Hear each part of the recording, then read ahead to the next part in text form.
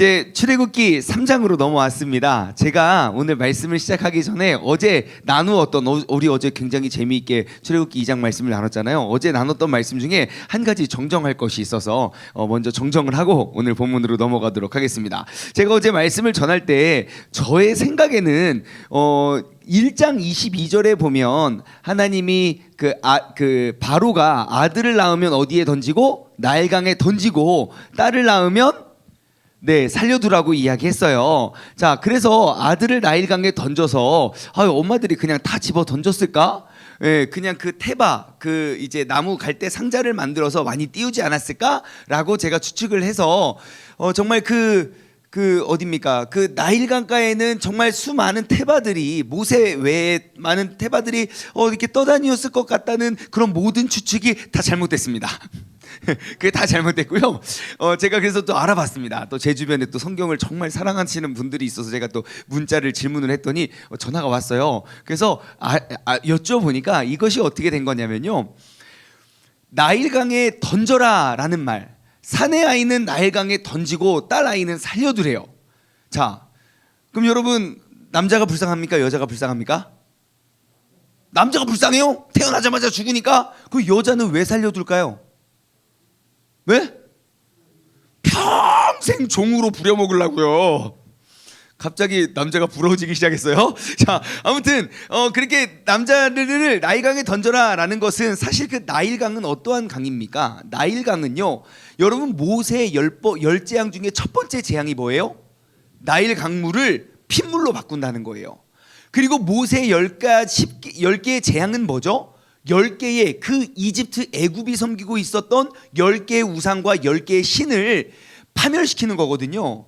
너희가 믿고 너희가 따르는 그런 모든 신 위에 내가 있다. 그 중에 첫 번째 깨뜨린 게 뭐예요? 강물을 핏물로 만든 거예요.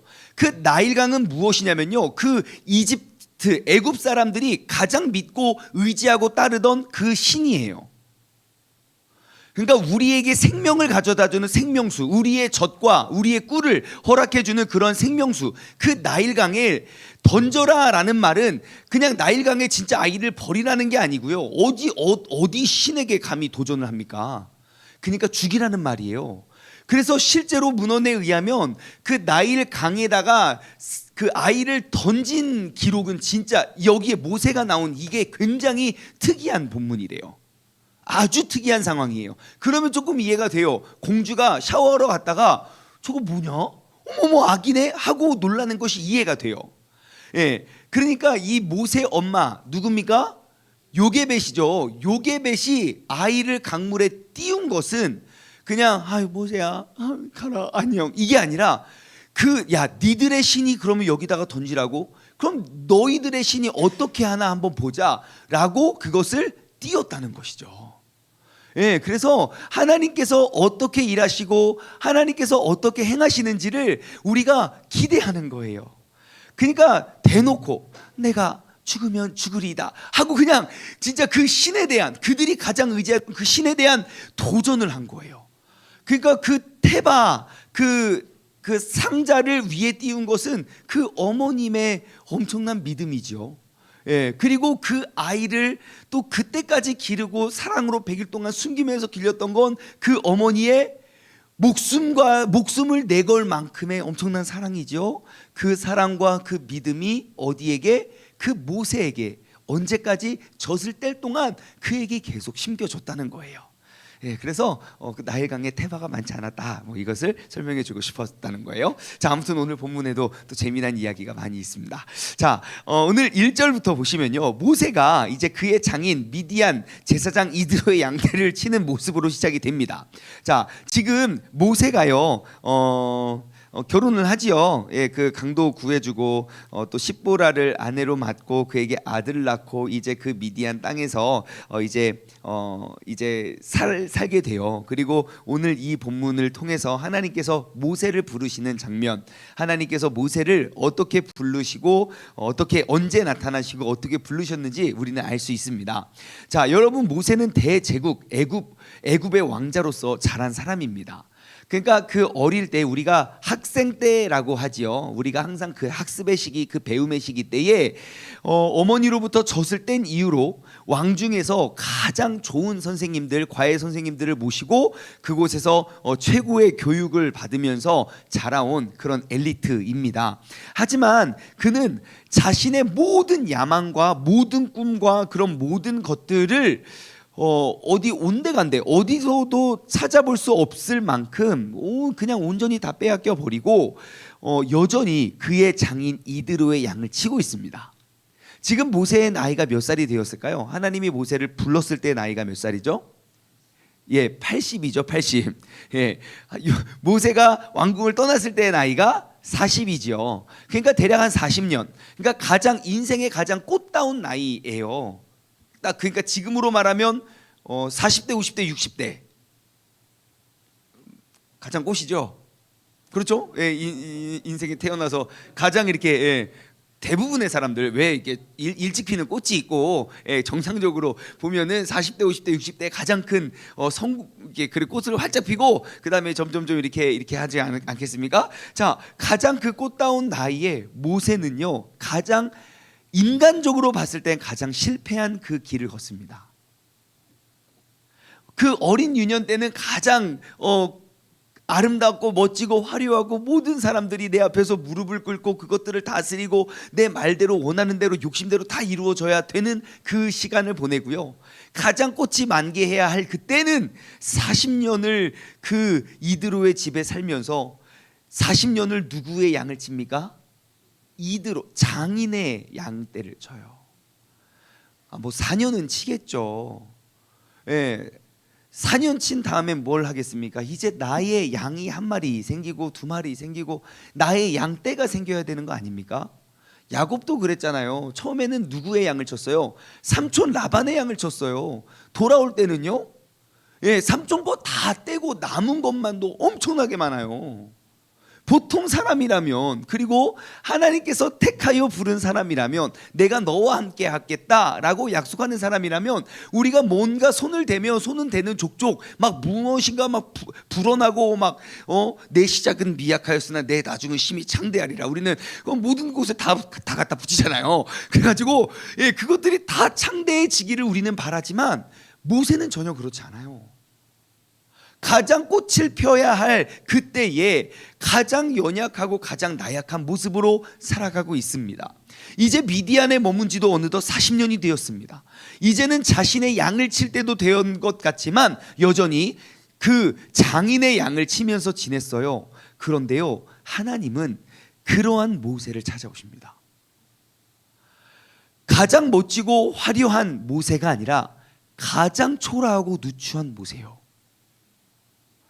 아주 잘 나갔을 때에 이집트의 왕자를 찾아오신 게 아니라 40년 동안 얼마나 이가 힘들고 어려운 삶을 살았는지 나는 말을 더듬어서 말을 잘하지 못하는 자이니이다 라고 하나님 앞에 내가 말조차도 더듬는 사람임을 고백할 정도로, 아니 진짜 모세가 말을 더듬었을까? 천국 가서 우리 형님 한번 또 찾아봐야 하잖아요. 모세인가? 이렇게 우리가 진짜 말을 더듬었을까? 아니면 이 40년 동안 내가 진짜 그 광야 생활 가운데 그 말하는 방법도 잃어버렸을까? 우리는 정확히 알 수는 없지만 아마 말 더듬이로 태어났었어도 그거를 고쳐내지 않았겠습니까? 뭐 모르긴 몰라도 하지만 그렇게 40년 동안 자기에게 아무것도, 아무 능력과 아무것도 보여지거나 자랑할 것이 없는 그 모습을 보신 하나님께서는 찾아오셨다는 거예요. 여러분, 하나님이 언제 모세를 찾아오십니까?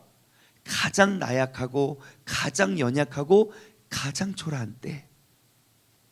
하나님이 어떠한 모습으로 찾아오십니까?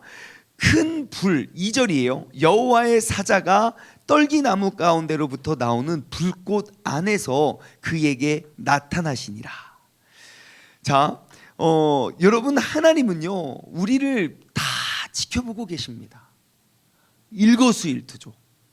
내가 어디 가서 많은 사람들이 나를 우러러보고 나를 존경하고 나를 지켜 세울 때에 하나님의 시선이 나에게 머물고, 사람들이 다 나를 떠나가고 내가 외롭고 힘들고 정말 그 40년 동안 이름 없이 빚도 없이 그냥 이렇게 그냥 내 양을 치는 것도 아니고 그냥 계속 40년이 지나도 장인의 양을 치고 아마 80년이 지나도 똑같이 장인의 양을 치고 있다가 죽었을 거예요 아마. 예, 그냥 그러한 모습 속에서도 하나님의 시선은 늘 사랑하는 자녀들에게 멈추어서 있다는 거예요. 그럼 우리가 중요한 것 알 수 있습니다. 하나님은 다 알고 계세요. 무엇을요? 나의 일거수일투족, 내가 어디에서 무엇을 하는지, 내가 교회에 나와서 하나님 나를 봐주세요 하는 것도 하나님 알고 계시고요. 내가 그냥 뭐 직장이나 가정에 가서 이런 썩을 놈 하는 것도 하나님은 다 그때도 나와 함께 하신다는 거예요. 여러분, 하나님이 모세가 뭐 할 때 나타나셨습니까? 그 장인 이드로의 양떼를 칠 때 그냥 나에게 주어진 일, 오늘도 변함없이 내가 지난 40년 동안 해왔던 일 오늘도 반복하고 있어요. 그 일이 반복되어지는 상황 속에 하나님은 그의 이름을 부르세요. 모세야, 모세야. 그러니 우리는 내 삶의 모든 순간 속에서 하나님을 인식해야 된다는 거예요. 하나님은 지금도 나와 함께하고 계신다. 그런데 우리는 사람들의 시선이 나에게 딱 집중이 되면 그러면 우리는 되게 만족해요. 사람을 보고 세상을 볼 때 만족함이 이거 그거 아니네. 반대쪽이네요. 아무튼 우리가 만족함을 느끼지만 우리가 그 사람들이 멀리 떠나가고 내가 물질을 쥐었을 때 나는 만족함을 느끼지만 그 물질이 나에게 떠나갔을 때 또 부족함을 느끼고 외로움과 쓸쓸함을 느껴요. 하지만 그 외로움과 쓸쓸함을 느끼는 상황 속에서도 변함없이 나를 지켜보시고 변함없이 나를 찾아올 기회를 보시는 하나님을 우리가 발견하기를 소망합니다. 지극히 작은 자 하나에게 한 것이 곧 나에게 한 것이다. 주님께서 우리에게 말씀하셨잖아요. 여러분, 오늘 이 하루를 살아가실 때에도요, 내게 정말 하나님 앞에서 살아갈 수 있는 그런 복된 하루가 되기를 주님의 이름으로 소망합니다. 우리가 사람들 앞에 서는 게 아니라 하나님 앞에 서길 원합니다. 자, 2절이에요. 자, 여호와의 사자가 떨기나무 가운데로 나오는데 불꽃 안에서 그에게 나타난 거예요. 그게 보니까 이 떨기나무에 불이 붙었는데 그 떨기가 사라지지 아니하여지는지라 그래요. 자, 이 떨기나무, 자, 떨기나무가 무엇이냐면요, 밑에 도움말에 나와 있어요. 애굽과 시내 반도에서 언제 볼 수 있는 나무래요? 아주 흔히 볼 수 있는 아카시아 나무래요. 아주 흔히 볼 수 있는. 그러니까 하나님은 어디에 계셨다? 아주 흔히 나의 아주 평범한 일상 가운데 주님께서 그곳에 계셨다는 거예요. 여러분, 하나님은요, 어떠한 특정한 장소, 특정한 시간에 그때 기다렸다가 짜잔 하고 뿅 나타나시는 분이 아니에요. 항상 나와 함께 하시는 분이에요. 내가 어디를 갈 때나 하나님의 음성이 항상 내 귓가에 맴돌아야 될 줄 믿습니다. 여러분, 하나님은 그러면 2022년을 이 세종 땅에서 살아가고 있는 우리에게 하나님은 어떠한 모습으로 언제 나타나실까요? 네? 이렇게 새벽 예배 드릴 때 아멘 아멘 아멘 새벽 예배 드릴 때도 나타나시고요. 또요. 네? 설거지할 때 나타나실 것 같지 않습니까? 달고락 이놈의 것은 내가 진짜 물 좀 부어 놓으라고 이 밥풀이 떨어지지도 않아. 그때 충만아 예? 청소할 때 충만아 바빠요 충만아 바쁘다고요. 하나님이 우리 청소기 돌릴 때 나타날 것 같지 않습니까? 출근하러 가는 길에 내가 출근해서 아주 나의 평범한 일상 가운데 주님께서는 그 주님의 음성에 귀 기울일 수 있는 나를 이름을 부르고 계신다는 거예요. 그러면 우리가 그 하나님을 일상생활 가운데 기대할 수 있는 우리 모두가 되기를 원합니다.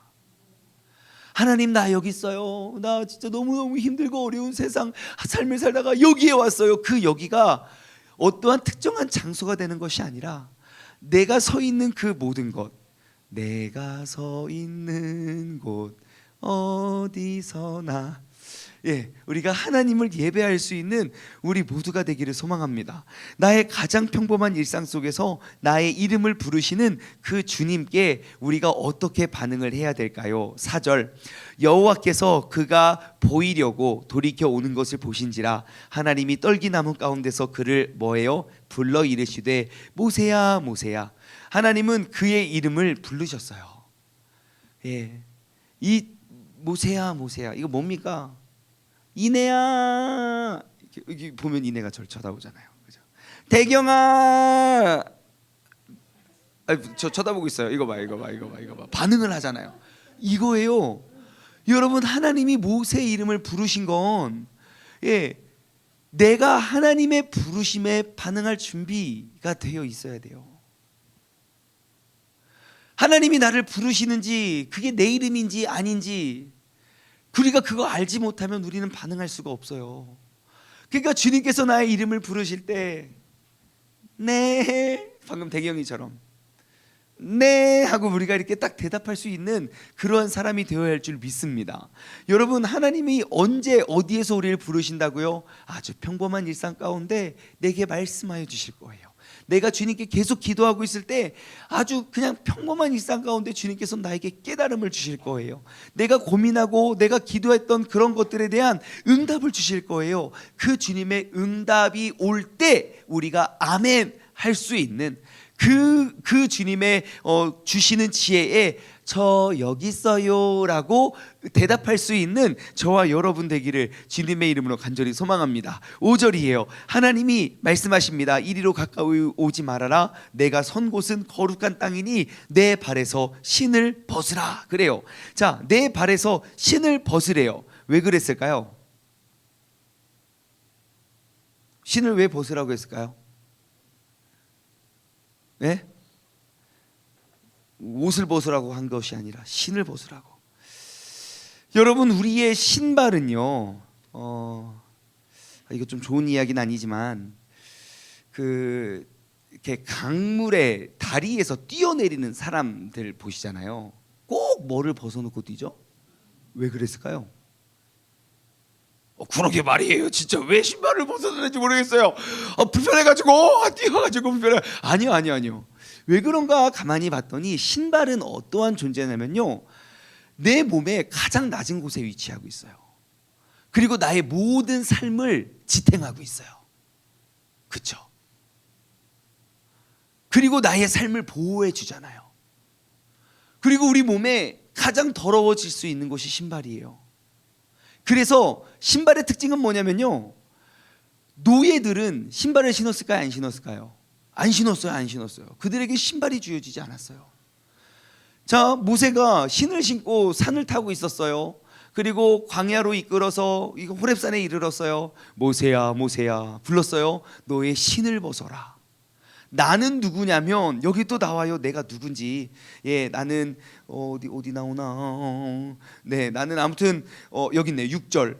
나는 너의 조상 하나님이니 아브라함의 하나님, 이삭의 하나님, 야곱의 하나님. 모세가 하나님의 길을 두려워 얼굴을 가렸어요. 자, 하나님, 나는 아브라함의 하나님, 이삭의 하나님, 야곱의 하나님이다. 그곳은 거룩한 곳이니 신발을 벗어라.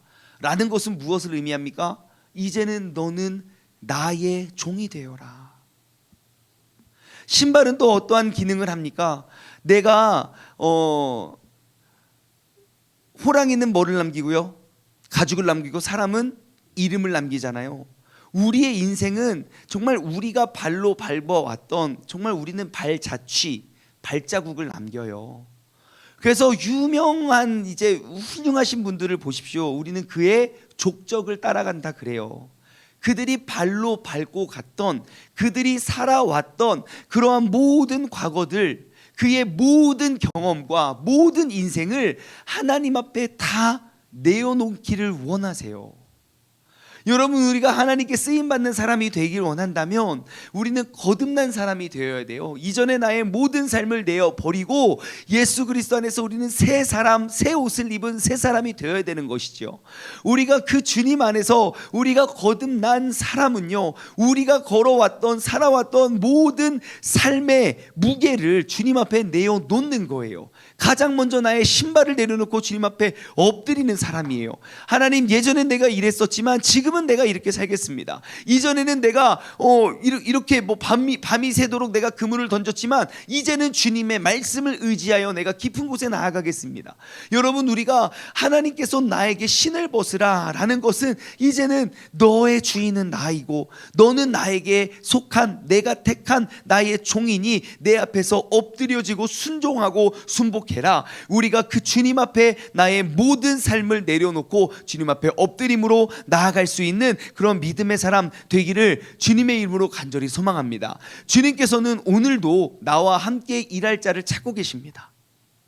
그리고 주님께서는 나의 이름을 계속 부르실 거예요. 언제 부르실까요? 몰라요가 아니라 계속 내가 묻는 모든 질문들에 주님께서는 대답을 하실 거라는 거예요. 다만 내가 원하는 답이 아니어서 그냥 모르는 신용을 하든지 아니면 들리지 않든지. 하지만 우리가 말씀을 통해 알 수 있는 건 항상 주님께서는 나의 가장 화려한 때뿐만 아니라 가장 연약할 때, 내가 가장 슬플 때에도 나와 함께 하시고 기쁠 때도 나와 함께 하시고, 그리고 나의 이름을 먼저 불러 내가 40년간 도피해 있을 그 상황 속에 나를 찾아와 나의 이름을 불러주시는 그 주님의 음성이 오늘 이 하루를 살아가는 우리의 삶 속에 들려지기를 소망합니다. 기도하겠습니다. 하나님 아버지, 감사합니다. 오늘 이 아침에 우리가 나의 이름을 부르시는 그 주님의 음성에 우리가 귀 기울이길 소망합니다. 하나님, 내가 무엇인가 이루고 내가 무엇인가 거룩해지고 내가 무엇인가 하나님 보시기에 좋은 일을 했을 땐 당당하고 떳떳하게 주님 앞에 나와 주님의 이름을 부르짖지만, 주님께서 나의 이름을 부르실 때에는 내가 여전히 연약하고 여전히 나약하고 여전히 누구도 나를 돌아보지 않는 그때에 주님께서 나를 찾으시고 나를 부르심을 우리가 경험합니다. 아버지 하나님, 오늘 하루를 살아갈 때에도 나의 이름을 부르시는 그 주님의 음성에 우리가 귀 담아 듣고 내가 여기 있습니다 라고 대답하며 나아갈 수 있는 우리 믿음의 자녀들 되게 하여 주옵소서. 감사드리며 이 모든 말씀 살아계신 예수 그리스도의 이름으로 기도드리옵나이다. 아멘.